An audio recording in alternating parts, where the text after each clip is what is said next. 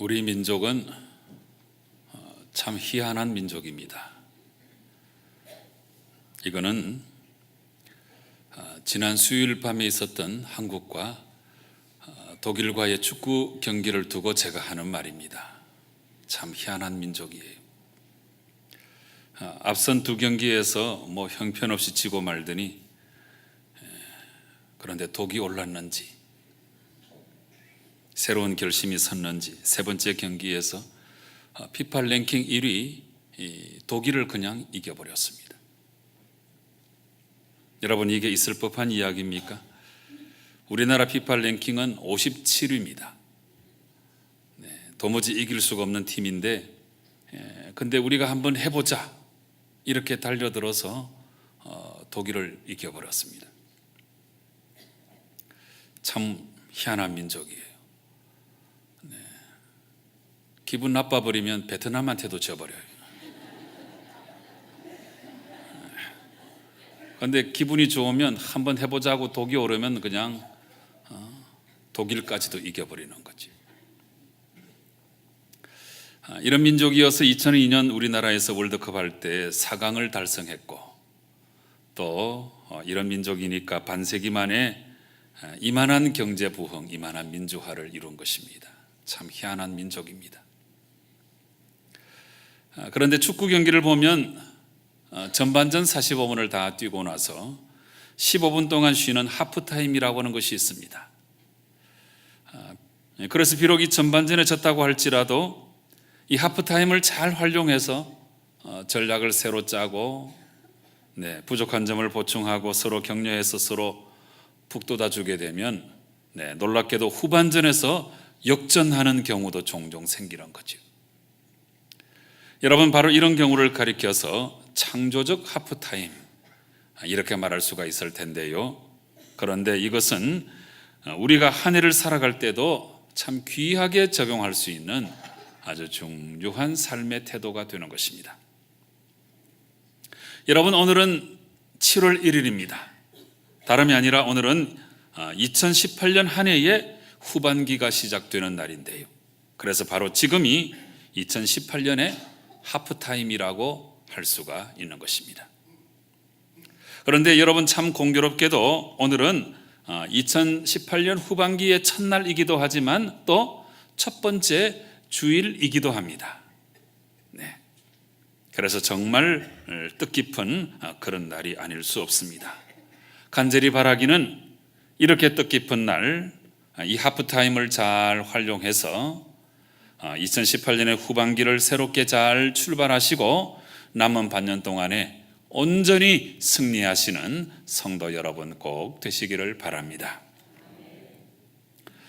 여러분, 이렇게 2018년의 후반기를 맞이하면서 저는 먼저 여러분에게 아주 간곡하게 호소하고 싶은 것이 있습니다. 여러분, 올 한 해는 우리가 어떻게 하든지 하나님 말씀을 품고 이 말씀을 실천하기로 작정하지 않았습니까? 그래서 말씀대로 실천한다고 하는 게 이게 여간 어려운 것이 아닌데, 그렇지만 정말 우리는 하나님의 자녀니까 하나님의 자녀답게 살고, 우리는 그리스도이니까 정말 말씀 따라 실천하며 살아보자고 우리가 굳게 다짐한 바가 있습니다. 그래서 이 시간 제가 여러분에게 간곡히 호소하는 것은, 여러분, 바로 이 말씀을 실천하는 이 일에 있어서 그 누구도 한 사람도 낙오됨이 없었으면 참 좋겠습니다. 정말 진정으로 한 사람도 나의 일이 아니라고 제껴버리지 말기를 호소합니다.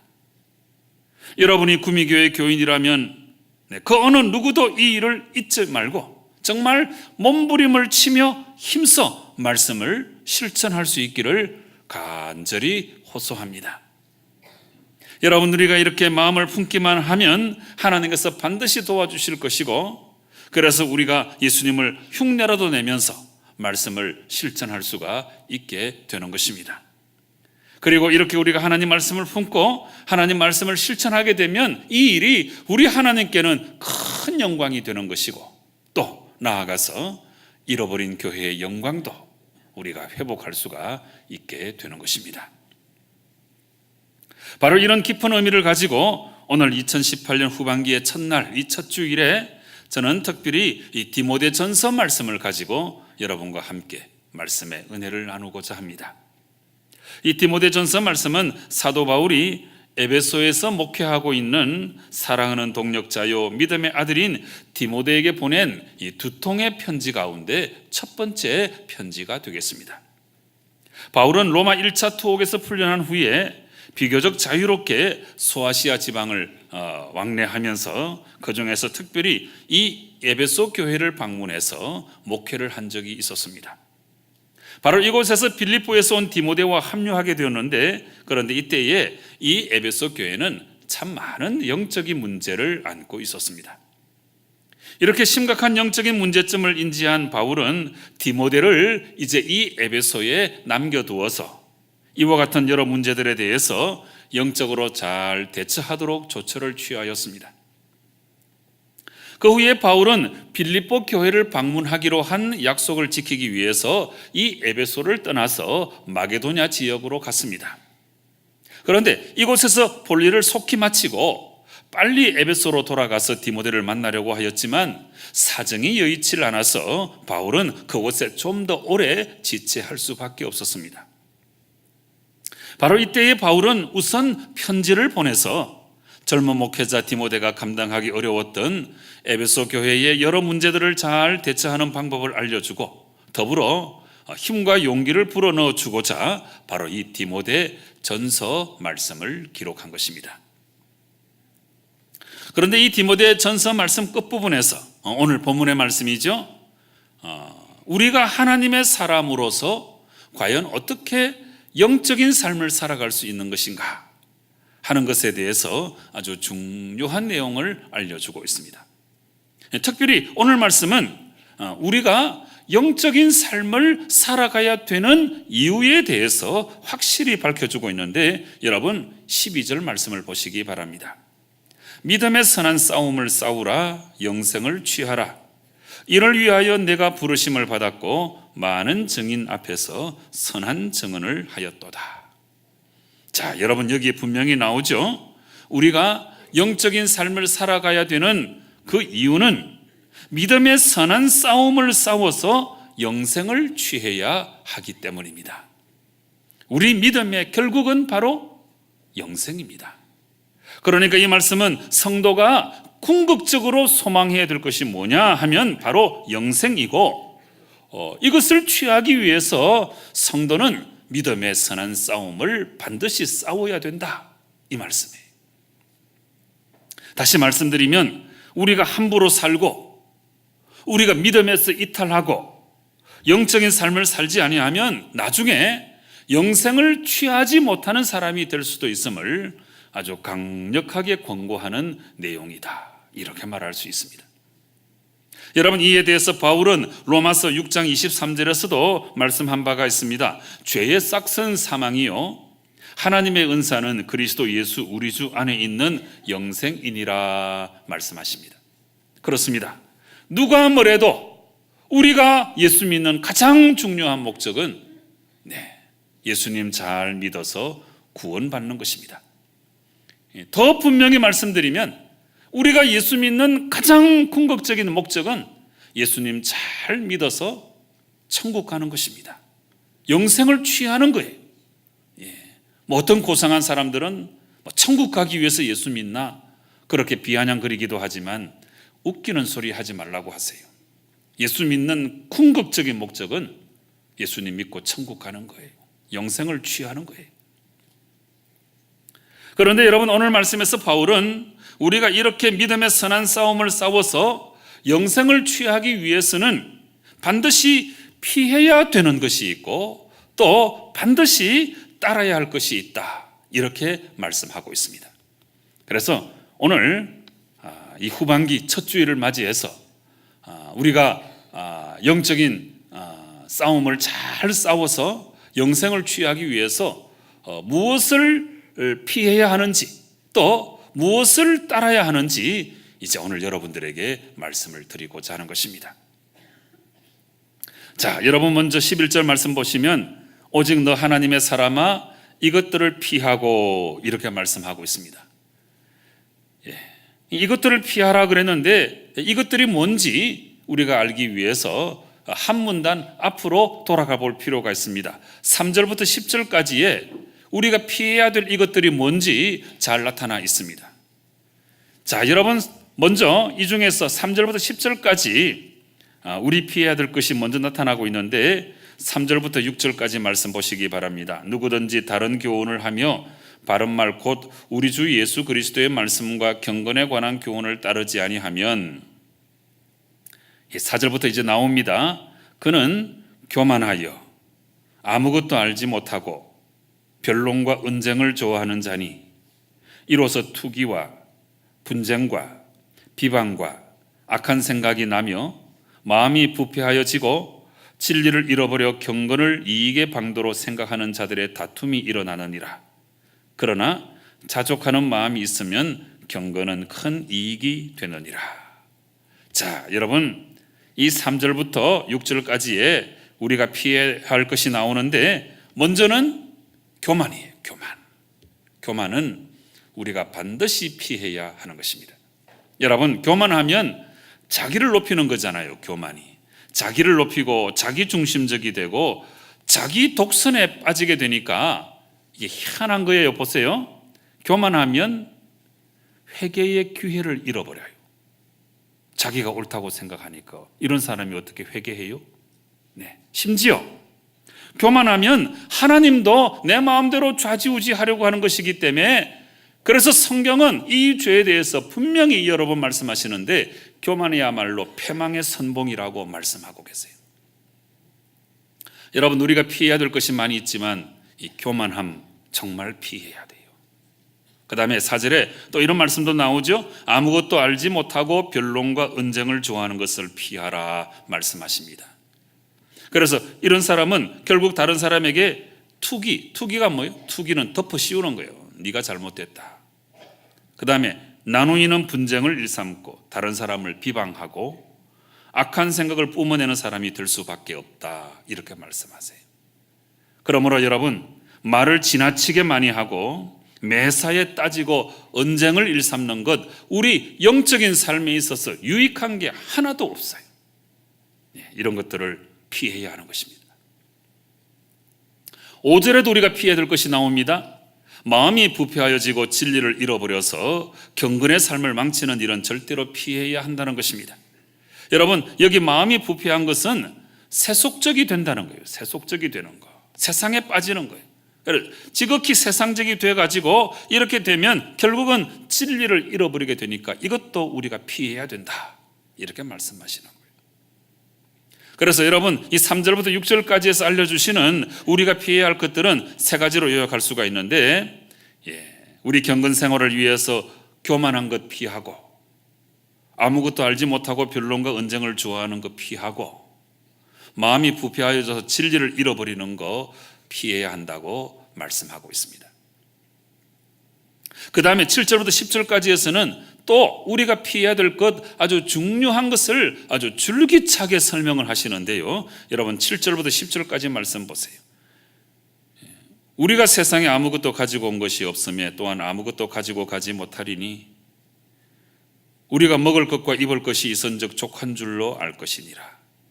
부하려 하는 자들은 시험과 올무와 여러 가지 어리석고 새로운 욕심에 떨어지나니 곧 사람으로 파멸과 멸망에 빠지게 하는 것이라. 돈을 사랑함이 일만 악의 뿌리가 되나니 이것을 탐내는 자들은 미혹을 받아 믿음에서 떠나 많은 근심으로서 자기를 찔렀도다. 여러분, 짧지 않은 말씀이죠. 제법 긴 말씀인데, 그런데 오직 한 가지 주제에 대해서 집중적으로 말씀하고 있습니다. 여러분, 그게 뭡니까? 돈과 물질에 대한 지나친 욕심을 아주 강력하게 경고하고 있습니다. 우리가 세상에 아무것도 가지고 온 것이 없으며 또한 아무것도 가지고 가지 못한다. 우리가 먹을 것과 입을 것이 있은즉 족한 줄로 알아야 된다. 부하려 하는 자들은 시험과 올무와 여러 가지 어리석고 해로운 욕심에 떨어진다. 그래서 결국은 파멸과 멸망에 빠지게 된다. 돈을 사랑함이 일만 악의 뿌리가 된다. 그래서 탐욕이 많은 자들은 미혹을 받아 믿음에서 떠나 많은 근심으로 자기를 찌르게 된다. 여러분, 엄청난 말씀이에요. 돈과 물질에 대한 경계가 아주 엄청난 말씀으로 우리에게 주어지고 있습니다. 그런데 여러분, 지금 이 말씀들은 우리 예수님 말씀과 아주 일맥상통하게 확실히 연결되고 있습니다. 예수님은 마태복음 6장 24절에서 이런 말씀을 하신 바가 있습니다. 한 사람이 두 주인을 섬기지 못할 것이니 혹 이를 미워하고 저를 사랑하거나 혹 이를 중히 여기고 저를 경히 여김이라. 너희가 하나님과 재물을 겸하여 섬기지 못하느니라. 여러분, 이 말씀도 엄청난 말씀인 것을 알고 계십니까? 예수님은 지금 돈과 재물을 하나님과 같은 반열에 올려놓고 비교를 하고 있는 거예요. 한 사람이 두 주인을 섬기지 못한다. 그런데 그 두 주인은 한 분은 하나님이시고 한 분은 돈과 재물인 거예요. 그러니까 사람들은 돈과 재물을 얼마나 좋아하고 추구하는지 마치 하나님을 섬기듯이 돈과 재물을 섬긴다는 것입니다. 바로 이런 이유 때문에 돈과 재물을 섬기는 것을 가리켜서 물신주의, 맘모니즘이라고 그러잖아요. 재물의 신이에요. 재물의 신. 그런데 이렇게 물신주의 맘모니즘에 빠지게 되면 진정한 믿음의 삶은 살아갈 수가 없게 되는 것이고 결국에는 영생을 잃어버릴 수도 있게 되는 거예요. 그러므로 정말 이것을 피하라고 우리에게 권고하고 있습니다. 돈과 물질에 빠져서 이것만을 위해서 살아가면 영생을 취하지 못하는 어리석은 사람이 될 수 있다. 이 말씀이에요. 여러분, 앞문단에서 우리가 피해야 하는 것에 대해서 이렇게 상세히 알아보니까 결국은 두 가지로 요약이 되는 것 같습니다. 제가 평소에 이 한국 교회를 위협하는 가장 심각한 도전이 두 가지라고 생각을 하고 있었고 또 기회가 있을 때마다 여러분들에게 그 두 가지에 대해서 말씀드린 바가 있는데요. 그런데 오늘 이 디모데전서 본문의 말씀 이 앞부분을 보니까 이 두 가지가 정말 내가 생각한 거하고 똑같구나 하는 그런 생각에 너무나 반가워요. 자, 여러분, 그 두 가지가 뭡니까? 첫째는 세속주의예요. 세속주의. 3절부터 6절까지 말씀은 우리가 세속주의에 빠지면 경건함을 잃어버리는 거예요. 그래서 이걸 피해야 되는 거예요. 두 번째는 물신주의, 맘모니즘이에요. 맘모니즘. 이거에 빠지면 돈과 재물을 섬기는 사람이 되고 영생을 잃어버리게 되니까 이거 피해야 되는 거예요. 여러분, 이제 우리가 영적으로 피해야 되는 것 아주 자명해졌습니다. 여러분은 진실로 세속의 물결에 휩쓸려 가지 마시고 어떻게 하든지 여러분의 신앙을 원색의 복음으로 순수한 신앙으로 잘 지켜내어서 영생을 취하는 성도 여러분 되시기 바랍니다. 또 한 가지, 여러분은 진실로 세상의 돈과 재물에 현혹되지 마시고 스스로 자족할 줄 알고 또 재물과 돈이 풍족하면 이웃을 위해서 사용할 줄도 알고 하나님의 영광도 드러내며 살 줄도 알아서 정말 영생을 취하는 성도 여러분 꼭 되시기를 바랍니다. 지금까지 말씀이 우리가 피해야 되는 것들에 대해서 말씀을 하셨다면 이제는 우리가 따라야 할 것에 대해서 말씀을 하고 계세요. 우리가 선한 싸움을 싸워서 영생을 취하는 사람이 되기 위해 정말 우리가 힘써 따라야 될 것이 있는데 여러분, 이 내용은 11절에 나와 있어요. 6가지가 나와요.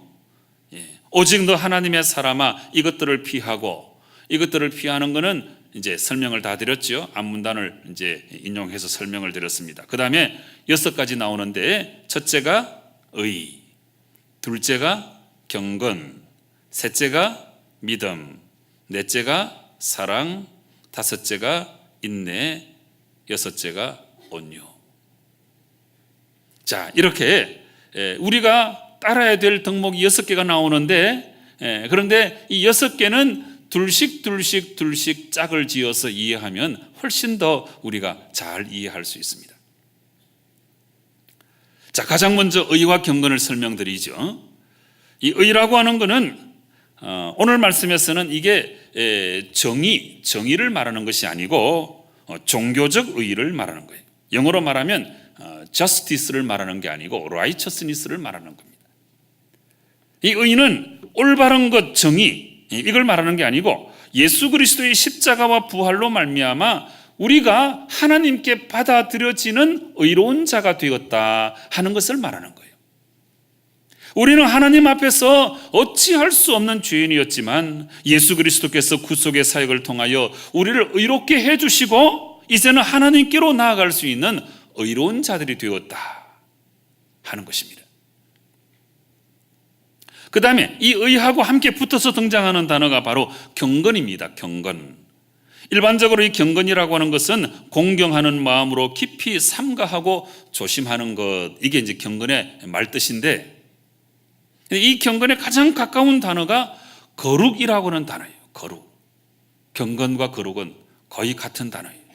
그런데 이 거룩이 이것저것을 잘 구별하는 힘이라고 한다면 경건은 이것저것을 잘 절제하는 힘이라고 말할 수 있습니다.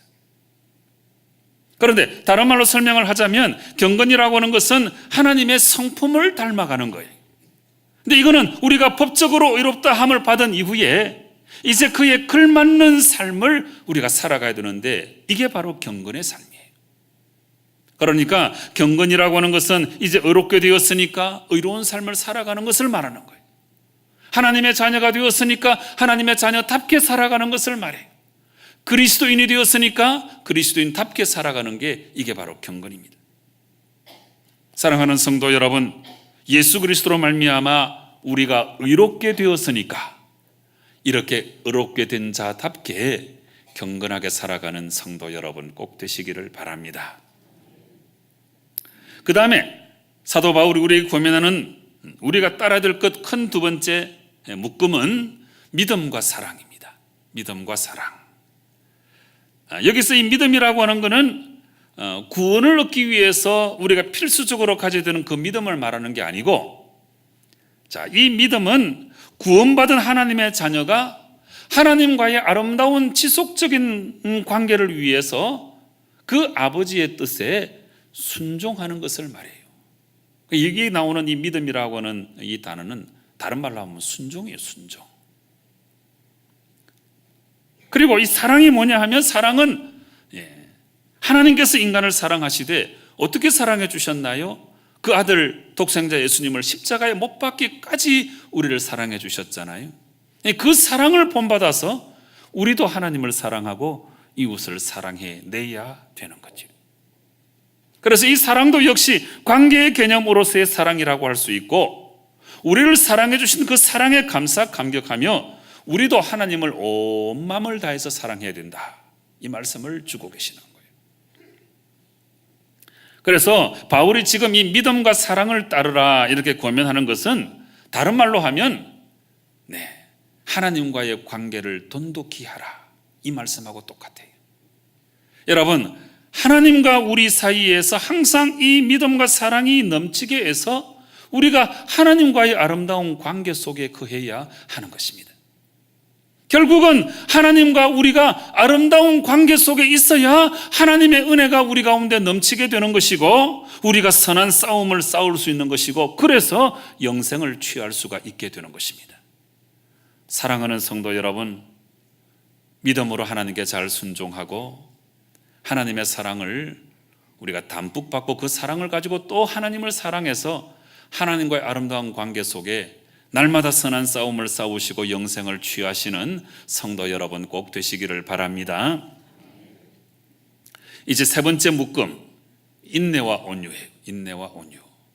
자, 여기 나오는 이 인내도 무조건 참고 견디는 감정적인 인내를 말하는 게 아니고 이게 종교적, 영적인 인내를 말하는 거예요. 그래서 어떤 역경과 고난이 있다고 할지라도 결코 낙심하지 아니하고 굴하지 아니하고 온전히 이 믿음을 잘 지키고 신앙의 도리를 다하는 것, 이게 바로 인내의 덕목입니다. 그 다음에 온유는 예수님의 가장 중요한 성품이죠. 예수님을 따라서 항상 너그럽고 친절한 것을 말해요. 그래서 온유는 마음이 돌같이 딱딱해서 화인 맞은 양심처럼 되지 말고 부드럽고 친절한 마음을 가져야 된다.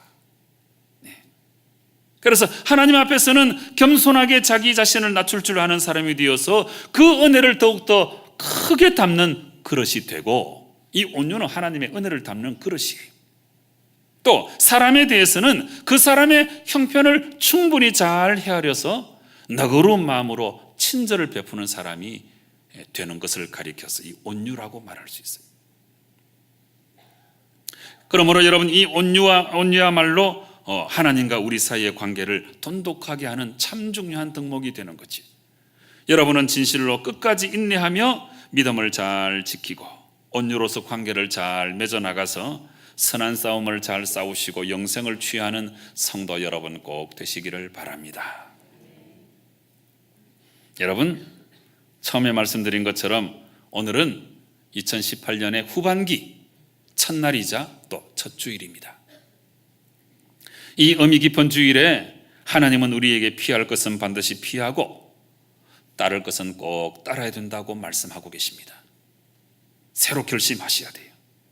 여러분, 피할 것은 뭡니까? 교만을 피해야 돼요. 변론과 언쟁을 피해야 돼요. 마음이 부패하여 진리를 잃어버리는 거 피해야 돼요. 새 속에 빠지면 안 되는 거예요. 그 다음에 정말 우리가 피해야 될 것이 있는데 돈과 물질에 함몰되는 거 우리가 반드시 피해야 합니다. 이렇게 피할 것은 피하고 대신에 우리가 따라할 것이 있는데 그것은 6가지고 3가지 묶음으로 제가 설명을 드렸죠. 첫째로 의와 경건입니다. 우리는 예수님으로 말미암아 의로워졌으니까 진실로 경건된 삶을 따라야 하는 것입니다. 둘째는 믿음과 사랑입니다. 우리는 믿음으로 예수님께 순종하고 사랑으로 하나님과 아름다운 관계를 잘 유지해야 합니다. 셋째는 인내와 온유입니다. 우리는 끝까지 인내하며 하나님 앞과 사람 앞에서 겸손하고 부드러운 사람이 되어야 하는 것입니다. 여러분, 오늘 본문에 맨 처음에 이런 표현이 나오죠. 오직 너 하나님의 사람아. 네, 저는 이 표현이 참 좋습니다. 오직 너 하나님의 사람아. 네. 오직 너 하나님의 대동아. 자, 이제 여러분 이름을 넣어서 한번 해보세요. 시작. 왜 얼버무리 있어요? 다시 한번 힘차게 시작. 오직 너 하나님의 대동아. 그렇습니다. 우리는 하나님의 사람입니다. 하나님의 사람은 피해야 할 것은 피하고 따라야 할 것은 따라야 합니다.